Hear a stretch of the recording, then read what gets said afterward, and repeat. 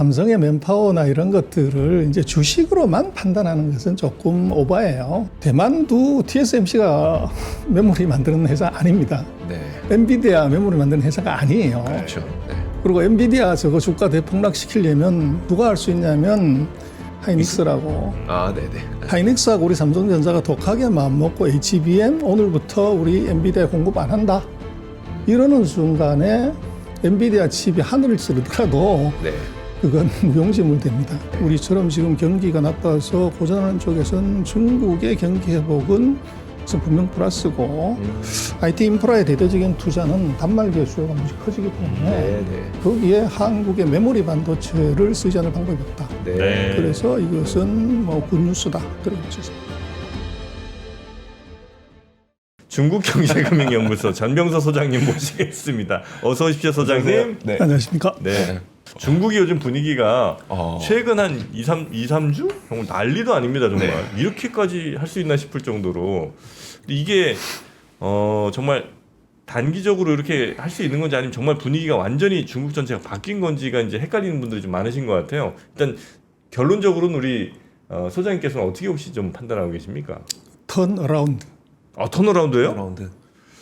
그래서 뭐 시장이 가장 좋아하는 게 뭐 마이너스에서 플러스, 플러스에서 마이너스인데 중국 같은 경우는 아까 말씀하신 최근 2주간의 상승이 아니라 3년 반 만의 상승이죠. 3년 반 만에 최저점 갔다가 이제 9월 13일 그렇죠, 그렇죠. 그 전부터 해서 이제 간 건데 그래서 거기는 뭐 여러 가지 이유가 있을 수 있지만 원인을 따져보면 중국의 증시 하락의 원인의 제공자는 정부다.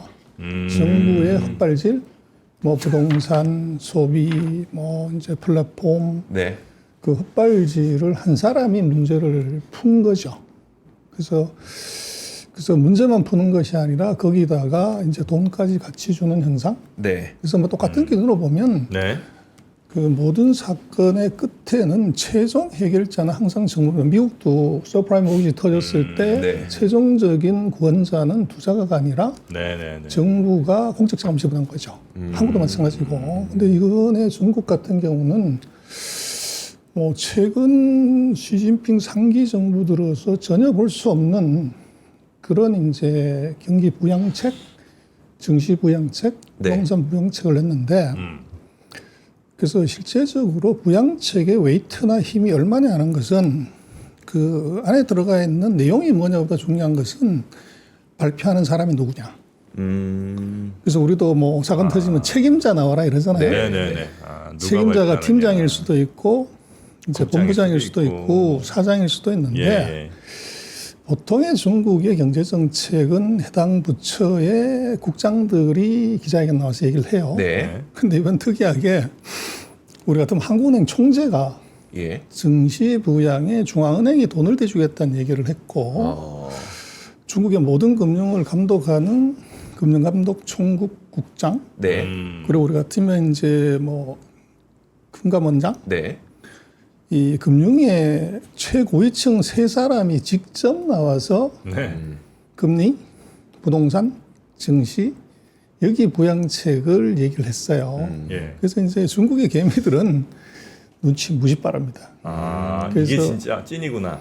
그렇죠. 말한 사람이 누구냐를 놓고 보면 그 정책의 신뢰도에 대해서 이 몇 점을 줄 건가를 금방 아는 거죠. 네. 예.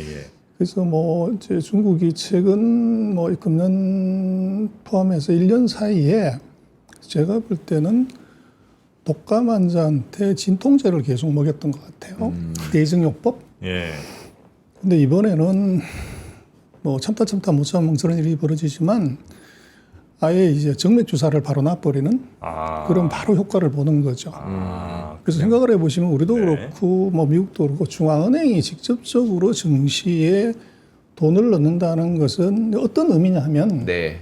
중앙은행은 뭐 FRB도 마찬가지고 그리고 한국은행 마찬가지고 돈을 찍을 수 있는 기관이잖아요. 네. 그래서 거기에 손을 댔다고 하는 것은 좌시하지 않는다. 이제 그게 포인트인 것 같아요. 그 이제 중국 정부가 이렇게까지 하는 게 야 좀 기다려봐 지금 정확한 타이밍이 올 거야 아직 아니야 이렇게 하다가 지금이야라고 해서 빠바방 이렇게 터트리는 거야 아니면 야 이거 써봐 안 돼? 야, 한 번 더 써봐. 요 정도면 되지 않을까? 안 되네. 야씨, 때려붙자. 이 두 가지 중에 어느 쪽인 거예요? 초읽기에 몰렸다. 초읽기에 몰렸다? 그래서 이제 중국 정부 같은 경우는 예. 한번 자기가 뱉은 말에 대해서 시건을 하거나 네. 이러는 것들을 이제 죽기보다도 두려워하는 나라예요. 네. 그게 이제 정부에 건의하고 그래서 무결점 오류라고 하는 말 요새 많이 뭐 나오지만 거기에 이제 100% 들어맞는 나라가 중국이에요. 네. 그래서 연초에 5% 성장하겠다고 얘기를 했는데 중국 정부가 자기가 얘기한 정책 목표를 달성 못한 것은 이제 코로나 같은 네. 그런 특수 상황, 100년 만에 한 번 있는 상황에서 나 그렇지 그 이전에는 뭐 그런 적이 없어요. 네. 근데 이번에 1분기 5.3, 2분기 4.7 가만 내버려 두면 아마 3분기는 뭐 4.5, 4분기는 4 밑으로 갈 가능성이 커요. 네. 그렇게 되면 정권의 실력, 네. 여기에 심각한 의심을 받는 것이 그럼 이번에 코로나가 있었냐? 글로벌 금융위기가 있었냐? 뭐 이제 에너지 가격이 폭등했냐? 이런 것 전혀 없는 상태에서 이게 정책 목표의 달성 실패라는 것은 정부의 예측력의 실패, 네. 대응력의 실패, 네. 이것은 심각한 민심 위반으로 올 수 있는 리스크가 존재해요. 네. 그래서 이 3분기, 4분기 이제 한 분기 남은 상황에서 4분기 때 수치를 최대한으로 끌어올려서 이 연간 5%를 마친다고 하는 것이 이번 9월 달 정치국의 당서일 1번부터 24번까지가 모여서 하는 핵심 회의에서 네. 그걸 이제 결의를 한 거죠. 그러면 어떻게 하냐? 말씀하신 정프로 얘기하신 것처럼 있는 거 다 털어놔라. 그래서 거기에 이제 관건은 두 가지입니다. 하나는 증시가 반토막 난 게 있고 또 하나는 부동산이 반토막 난 게 있어요. 네. 근데 거기에 이제 중요한 시그널은 결국은 돈이 없는 건 중국은 아닙니다. 네. 그래서 돈은 넘치는데 은행에 다 숨어버린 거죠. 그 사이 돈 많이 풀었는데 이걸 밖으로 끌어내려고 하는 방안으로 첫 번째는 증시를 부양해서 돈이 걸어 나오게 만들자. 네. 뭐 우리도 그렇습니다만은 여의도가 점심시간, 저녁시간에 북적북적 한다고 그러면 뭐 심플하게 지수가 3천에서 6천 가면 네. 뭐 여의도 빛나죠. 네. 우리 현백 뭐 사람이 바글바글 합니다. 그래서 예. 중국 정부가 1차적으로 소비 심리 자극의 그 기제로 증시를 쓰는 거고 두 번째 이제 중요한 것이 뭐 주가 6천 올라도 주식가 가진 사람은 해피하지만 부동산 가진 사람은 10억짜리 5억 되는데 네. 그래서 이번에 또 그 정치국회의가 굉장히 중요한 이제 언어를 하나를 썼는데 네. 부동산 가격은 더 이상 떨어지지 않게 하겠다. 요걸 이제 얘기를 했어요. 네. 그래서 결국은 부동산을 들인 것도 정부지만 정부가 이걸 자시하지 않겠다는 것은 이게 안 떨어지는 조치를 하겠다는 거예요. 예. 그랬더니 최근 일주일 동안 중국은 국경절 연휴인데 그 각 지방마다 대도시에 부동산 중개업자들이 하여간 바빠 죽을 뻔했다는 거예요. 국경절에 집사를 엄청 임장 다니는. 그래서 이제 저점 매수 그래서 이제 여기에 들어왔다는 거죠. 네. 그리고 더 재미난 것은 일주일 동안 증권사는 다 노는데 증권사에서 계좌 개설하는 직원은 다 출근해서 야근까지 한다는 거예요. 그래서 개미들이 대거 이제 와가지고 그 계좌 개설해다가 근데 중국은 계좌 개설하고 그날 바로 주식 살 수 있는 게 아니고 하루 지나 살 수 있어요. 예. 네. 그러다 보니까 빨리 개설을 해야 올라탈 수 있다는 얘기가 있고 그리고 이제 중국의 개미가 몇 마리인지 아십니까? 중국 개미가 개미 2억 명입니다. 2억 명. 그래서 2억 명 곱하기 3.5 그럼 대략 7억 명의 국민들이 네. 증시하고 연관이 돼 있어요. 근데 또 하나 중국 증시에 지금 증권사 지점에서 난리가 휴면 계좌. 네. 내가 3년 전에, 2년 전에, 1년 반 전에 하다가 쳐다보기도 싫어서 닫아놨던 계좌들 다시 열려요. 비밀번호 잊어버렸다는 거죠. 아. 그거 이제 확인하러 그러면 이제 본인이 가야 되는 거죠. 그래서 증권사 객장들이 난리가 났다. 그런 뉴스들이 지금 들어오고 있고요. 어쨌거나 네. 첫 번째는 턴어라운드, 두 번째는 중국 정부의 그 직접적인 개입. 그것의 그 배경은 경제 성장 목표를 달성하기 위한 정부의 강력한 의지 그리고 이것을 빨리 알아챈 이제 개미를 포함한 중국 기관들의 이제 어떻게 보면 세계 합작품이 네. 뭐 2주 만에 거의 25% 가까운 주가 폭등을 이제 만들어낸 배경입니다. 그 지금 경제 정책의 두 개의 사다리 가운데 통화 정책에 대해서는 이런 효과들이, 그러니까 그동안 풀었던 유동성이 그 예금 내지는 저축으로 숨어 있던 돈들을 이제 끌어내기 위한 수단들로 이렇게 많은 조치를 취했다는 게 이제 통화 정책 쪽인 거고, 오늘 우리가 기대하고 있는 바는 재정 정책이 어떻게 나올 것이냐라는 거잖아요. 그러니까 뭐 한간에 뭐 10조 위안 이거 좀 신빙성 있습니까?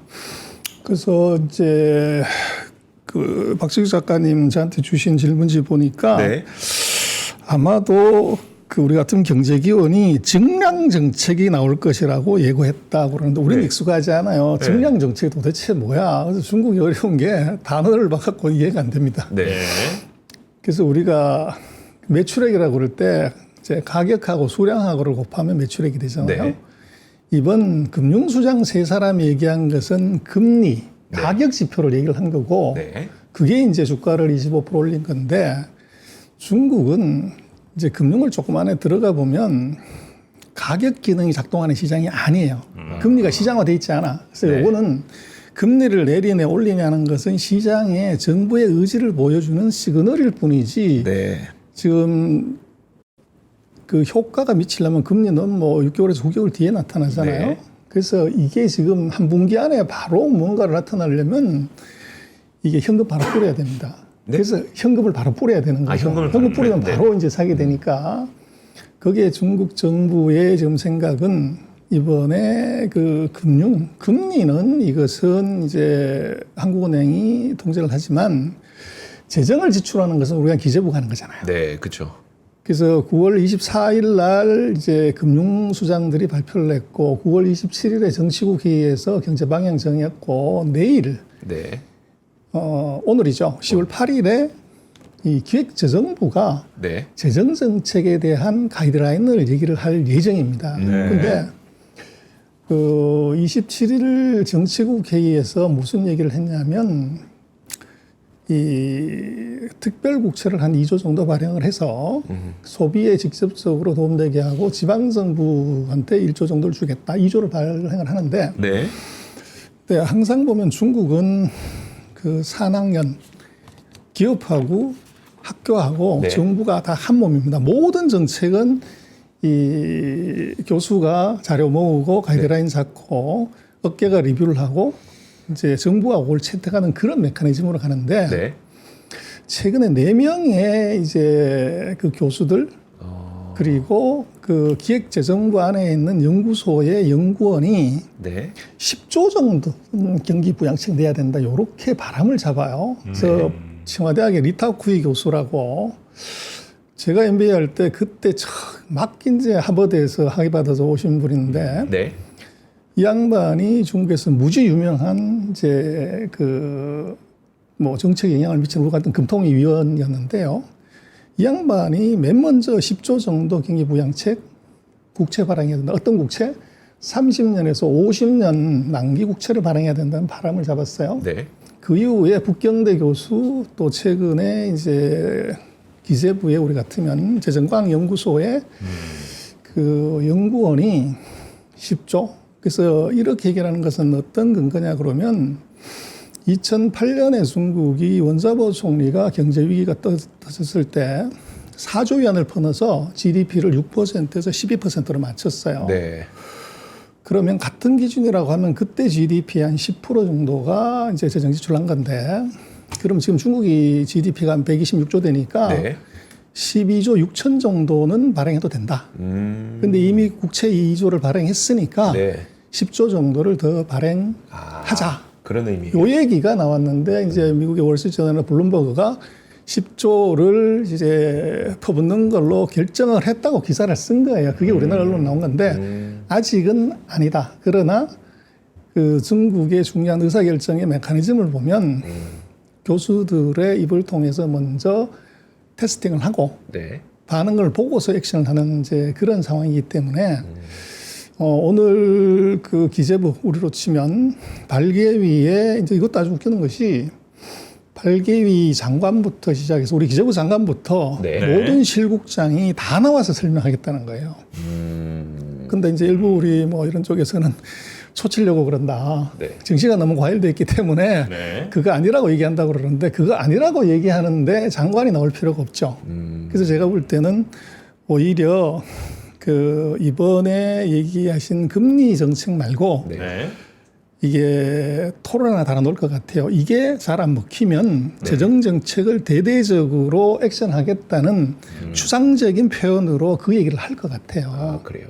그래서 이제 그게 왜 이제 의미가 있냐고 하면 2008년에 4조 위안을 퍼넣어서 GDP는 6에서 12%로 바로 올렸지만 네. 네. 그 이후에 3년 동안 중국은 이제 제조업에 공장 많이 졌기 때문에 공급 과잉 때문에 전 세계한테 욕 먹었죠. 그리고 중국 자체도 이제 공급 과잉 때문에 애먹었는데 재미난 것은 지난 일주일 동안 홍콩은 증시가 열었어요. 네. 그런데 홍콩 증시의 초기에 최대 히트는 부동산 회사들이 뭐 하루에 20%씩 올라갔는데 최근 며칠은 반도체주들이 폭등을 해요. 그래서 SMIC 같은 경우는 거의 천장을 지금 뚫었고 그래서 이게 왜 이러냐 하는 것은 제가 볼 때는 말씀하신 그 정량 정책이라고 하는 것이 네. 그 돈을 어디다 퍼붓냐고 그러면 제가 볼 때는 4차 산업혁명의 인프라에다 다 퍼넣을 거예요. 그래서 제조업에만 퍼넣는다고 하면 그건 굉장한 리스크가 있는데 제조업이 아니라 거기에 4차 산업 IT 인프라에 퍼넣는다고 하는 것은 이거 미국과 경쟁할 수 있는 아주 중요한 그러니까 제가 볼 때는 만약 그렇게 한다면 그 미국이 인포메이션 슈퍼하이웨이를 네. 만들면서 이 정보 고속도로를 갖고서 3차 산업혁명에서 완전히 세계를 장악하는 네. 그런 이제 생각을 중국이 할 가능성이 높고 그렇다면 IP 인프라에 가장 기본적이고 머스트로 있어야 되는 게 뭐냐면 반도체예요. 그렇죠. 네. 그래서 아마 오늘 중국 반도체 본토의 반도체 회사들이 어떻게 반응하는지를 보면 아마도 오늘 그 우리 같은 기재부의 그 기자회견에 그 힌트를 아마 네. 얻을 수 있을 것 같아요. 근데 만약에 그러면 그것 덕분에 그러니까 반도체 사용량이 많아질 거다. 거기에 대해서 그럼 우리나라는 어떻게 영향을 받을 거냐를 우리가 생각을 해보면 그냥 일단 뭐 D램 낸드 많이 쓸 것 같으니까 좋을 수도 있고 반대로 요즘에 계속 나오는 얘기가 창신 메모리가 너무 많이 생산을 해서 창신 메모리를 사용하다 보니까 생각보다 우리나라 걸 많이 안 쓸 것 같다. 어느 쪽으로 좀 보세요? 전자입니다. 그래서 쓸 수는 있지만 양이 얼마가 되냐가 중요해요. 네. 그래서 개발은 할 수 이제 창신이나 뭐 양스 메모리가 한국과 비슷한 128단, 256단을 개발했네 뭐 네. 이렇게 얘기를 하는데 개발하는 거하고 양산하고는 별개입니다. 근데 양산을 하려고 하면 지금 이제 한국이 생산하는 D램 정도가 되려면 EUV 장비를 써야 돼요. 네. 근데 중국은 EUV 장비가 한 대도 없어요. 그래서 이게 이제 따라올 수 없는 부분이 있고 네. 우리는 지금 뭐 삼성전자 뭐 저거 망했다 뭐 저거 얘기를 하지만 부자 망해도 3년 가요.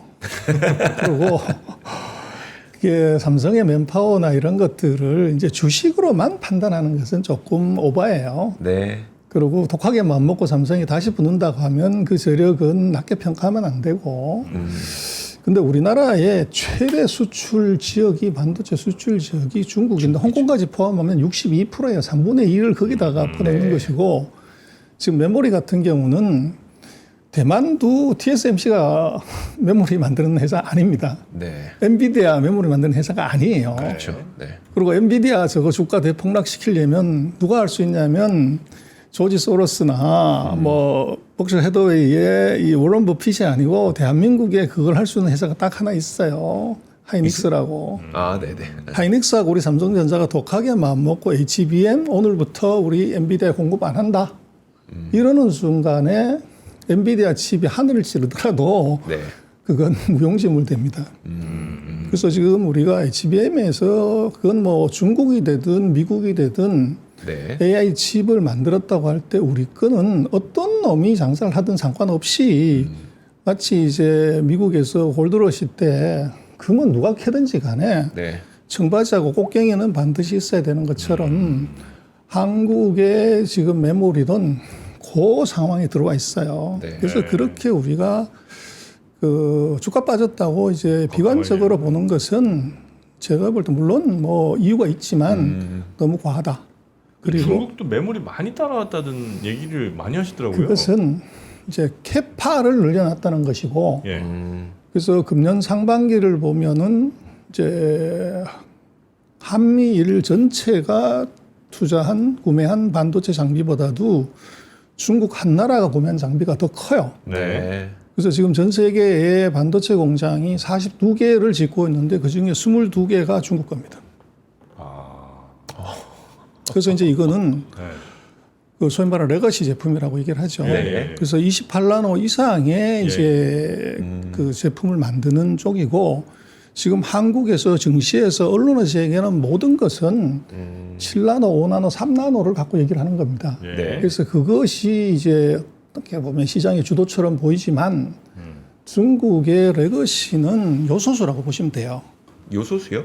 우리 그 요소수 계란이라고 사태가 터지면서 트럭부터 뭐 이제 디젤차 다 섰잖아요. 네. 그 삼성전자도 이게 물류 원자재 싣고는 트럭이 없어서 쿠팡도 뭐 다 올 스톱인 거죠. 네. 그래서 그 요소수의 퀄리티나 기술이나 뭐 이게 중요한 게 아니고 그걸 안 만든다는 거죠, 다른 나라가.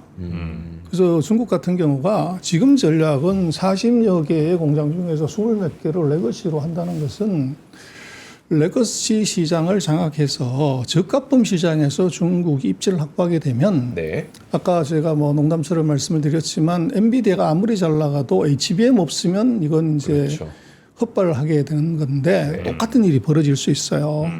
F-16 전투기에도 범용 반도체가 들어가야 돼요. 네. 네. 네. 근데 여기에 범용 반도체를 이제 중국이 만드는 걸 썼다가 얘들이 공급 안 하면 어떻게 되냐. 전투기가 못 들은 거죠. 네. 그래서 그런 전략이 중국한테 숨어 있고 그래서 지금 놓고 보면 우리로서는 뭐 중국이 경기가 어떤 형태로든 그게 부동산이든 증시든 제조업이 리커버를 하게 되면 과거하고는 이제 굉장히 다른 국면이지만 마이너스는 절대 아니다. 네. 네. 분명히 이건 플러스인데 우리가 과거에 기대했던 그런 플러스는 나오기 어렵지만 네. 우리처럼 지금 경기가 나빠서 고전하는 쪽에서는 중국의 경기 회복은 그래서 분명 플러스고 IT 인프라의 대대적인 투자는 단말기의 수요가 무지 커지기 때문에 네, 네. 거기에 한국의 메모리 반도체를 쓰지 않을 방법이 없다. 네. 그래서 이것은 뭐 굿뉴스다. 그렇게 보셨을 것 같아요. 그리고 지금 안 그래도 삼성전자 잠정 실적 나왔거든요. 좀 약간은 충격적인 것 같긴 해요. 그러니까 매출이 지금 79조가 나왔고 영업이익이 9조 1천억 원이 나왔는데 이게 물론 작년에 비해서는 270% 넘게 오른 실적이죠. 근데 문제는 전년 동기, 그러니까 전 분기가 10조 4천억에서 지금 이제 한 분기만에 9조 1천억으로 줄어드니까 사실 지금 막 회복돼야 될 것 같은데, 그러니까 분기가 넘어가면 넘어갈수록 회복돼야 될 것 같은데 뭔가 이렇게 영업이익도 이렇게 전 분기보다 줄었어, 막 이런 좀 불안감이 있거든요. 그러면은 3분기랑 그러니까 3분기는 나왔으니까 4분기 뭐 내년 넘어가면 좀 좋아질 것 같으세요? 우리나라? 네, 삼성전자? 네네. 왜냐하면 중국에 이제 IT 고속도로 IT 인프라를 깔고 그러면 반도체 많이 쓸 거고 그렇게 되면 좋아질 것 같으세요? 시장은 뭐 당연히 지금 뭐 최근에 뭐 증권사가 꼭지 쳤다 반도체 경기 그래서 난리가 났지만 네. 팩트는 너무 일찍 불렀다. 그래서 인디안이 기울어지는다고 바로 비가 오지 않는다. 제가 어떤 칼럼에 그렇게 썼는데 너무 일찍 부른 거죠. 뭐 반도체 경기 피크는 4년마다 한 번씩 반드시 머스트로 오게 돼 있어요. 근데 지금이냐? 지금 아니라는 거죠. 근데 시장은 아마도 반도체가 아마 내년 상반기까지는 지금보다 훨씬 더 좋은 상황이 지속이 될 거로 봐요. 네. 근데 문제는 이제 그 시장을 먹냐 못 먹냐는 기업의 실력입니다. 그래서 왜 이제 외국인들이 10만 전자로 5만 전자 만들고 계속 파냐는 것에 네. 원인을 봐야 되는데 증시는 제가 생각할 때는 이건 피가 툭툭 떨어지는 선열이 낭자한 신선한 고기를 먹지 이게 이미 잡아놓은 고기 냉장고 집어넣었던 고기 썩은 고기 절대 안 먹습니다. 근데 그런 측면에서 놓고 보면 투뿔 소고기라고 하더라도 네. 신선도가 떨어지면 이건 값이 안 나가는데 삼성의 문제는 그 신선도에 있어요. 지금 메모리에서 가장 핫한 것이 HBM인데 여기서 1등이 아니라 2등이에요. 그리고 지금 이제 핸드폰에서 아주 이제 우리로서는 뼈 아픈 거지만 세계에서 최대 핸드폰 시장이 중국인데 삼성이 그래서 핸드폰을 다 뺐어요. 네. 점유율 0%. 그러다 보니까 이 세계 핸드폰 시장에서 중국이 뭐 30% 이상을 차지하는데 여기서 빵이 되니까 세계 1등을 못 하는 거죠. 1등 누가 하냐? 애플이 계속하죠. 네. 애플은 중국에서 20% 이상 뭐 확정된 통계는 아닌데 지난 분기인가 뭐 월인가를 보면 중국의 샤오미의 판매량이 우리 삼성을 제키고 2등을 했다는 뭐 뉴스도 들어오는 것 같아요. 그럼 핸드폰에서 통신사업부에서도 이게 또 신선함이 떨어져요. 그리고 이제 우리가 뭐 OLED나 그런 이제 디스플레이 측면에서 놓고 보더라도 삼성이 거기서 치고 나가서 이게 완벽한 1등이 아니라 중국의 증동방이나 이 추격에서 삼성이 자유롭지 않아요. 네. 그리고 가전에서는 뭐 삼성이 그렇게 LG에 비해서 뭐 두각을 내는 것도 아니고 그러다 보니까 신선함이 많이 떨어지는 거죠. 여러모로 다 떨어졌네. 그래서 이제 그 시장을 의심하지 말고 기업의 혁신 능력을 봐야 되는데 네. 그 혁신이라는 게 뭡니까? 가죽을 벗기는 거잖아요. 네. 근데 가죽을 벗기면 얼마나 아프겠어요.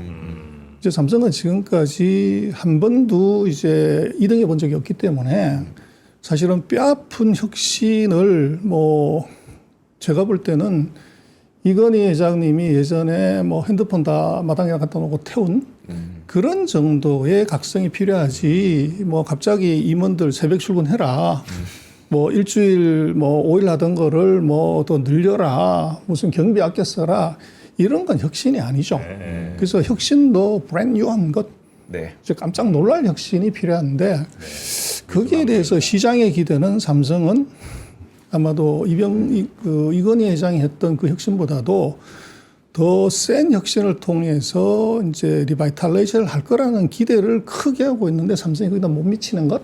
네. 그게 이제 시장이 어떻게 보면 실망하는 이유고 네. 그거 하게 되면 사지. 그게 이제 그 큰손들의 생각인 것 같고 거기에 굉장히 나쁜 것은 중국이 저게 올라가게 되면 네. 이 글로벌 리저널 알로케이션에서 아시아의 반도체를 알로케이션을 했다고 하더라도 삼성의 익스포저를 줄이고 SMIC나 화홍의 익스포저를 TSMC의 익스포저를 높일 수 있는 거죠. 지금 현상은 사실은 그렇게 봐야 되는 거고 삼성이 뭐 망했냐 이런 건 아니고요. 그리고 삼성이 뭐 우리나라에서 제일 좋은 대학이 어디냐고 그럴 때 네. 그 삼성전자대학입니다. 박사가 뭐 6천 명 이상 되는데 그 박사들의 이제 힘이 이제 언제 나오냐? 네. 이제 그게 중요하죠. 네, 알겠습니다. 자, 오늘 우리 전병서 소장님과 함께 중국 이야기 그리고 오늘 실적 발표하는 삼성전자 이야기까지 네. 같이 좀 나눠봤고요. 소장님 다음 시간에 또 뵙겠습니다. 고맙습니다. 감사합니다. 자, 저희 얼른 오프닝 벨 라이브에 마이크를 드려야 되겠네요. 자, 그러면은 내일 쉬시고 네. 저희는 목요일에 오도록 하겠습니다. 고맙습니다. 네, 고맙습니다. 박근영, 이선영, 차경인, 염승환 투자 마스터들의 세심한 케어로 건강한 투자 습관을 만드세요. 3프로 멤버십 3프로 앱에서 확인하세요.